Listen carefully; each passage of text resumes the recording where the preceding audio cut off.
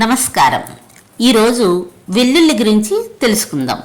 మన వంటింట్లో ఉండే వెల్లుల్లిలో ఎన్నో ఔషధ గుణాలు ఉన్నాయి. దీనిని తినడం వల్ల అనేక ఆరోగ్య ప్రయోజనాలు కలుగుతాయని నిపుణులు పేర్కొంటున్నారు.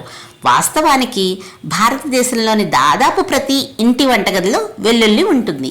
ఇది వంటకాల రుచిని పెంచడంతో పాటు ఆరోగ్యానికి కూడా చాలా మేలు చేస్తుంది. వెల్లుల్లి కొలెస్ట్రాల్ స్థాయిలను తగ్గించడమే కాకుండా క్యాన్సర్తో పోరాడే వైద్య లక్షణాలను కూడా కలిగి ఉందని ఒక పరిశోధన పేర్కొంది.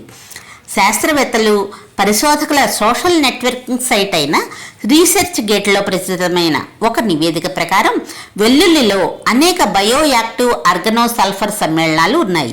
వీటిలో అల్లిసిన్ కూడా కనిపిస్తుంది. అల్లిసిన్ క్యాన్సర్తో పోరాడే శక్తిని కలిగి ఉంది. వెల్లుల్లి ప్రయోజనాలు ఏమిటి? ఎప్పుడు తింటే మంచిది? ఆయుర్వేద నిపుణులు ఏం చెబుతున్నారు? ఈ వివరాలను ఇప్పుడు తెలుసుకుందాం. వెల్లుల్లి ప్రయోజనాలు ఏమిటంటే, వెల్లుల్లిలో లభించే అల్లిసిన్ రోగ నిరోధక శక్తిని పెంచే సమ్మేళనం. ఇది ఫ్లూ, శ్వాసకోశ సమస్యలతో పోరాడడానికి కూడా సహాయపడుతుంది. ఇది మాత్రమే కాదు, ఇది రక్త ప్రసరణను పెంచుతుంది.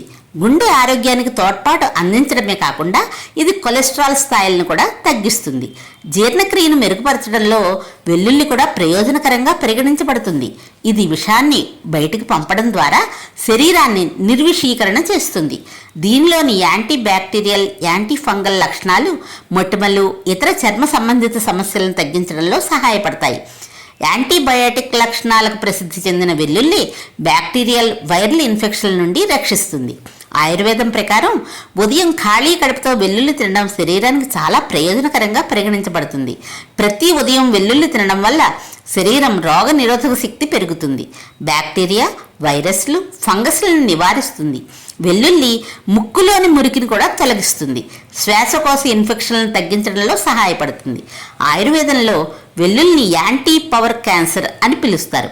అయితే వేసవిలో వెల్లుల్లిని ఎక్కువగా తీసుకోవడం మంచిది కాదు. ఇది కాలేయాన్ని ప్రభావితం చేస్తుంది.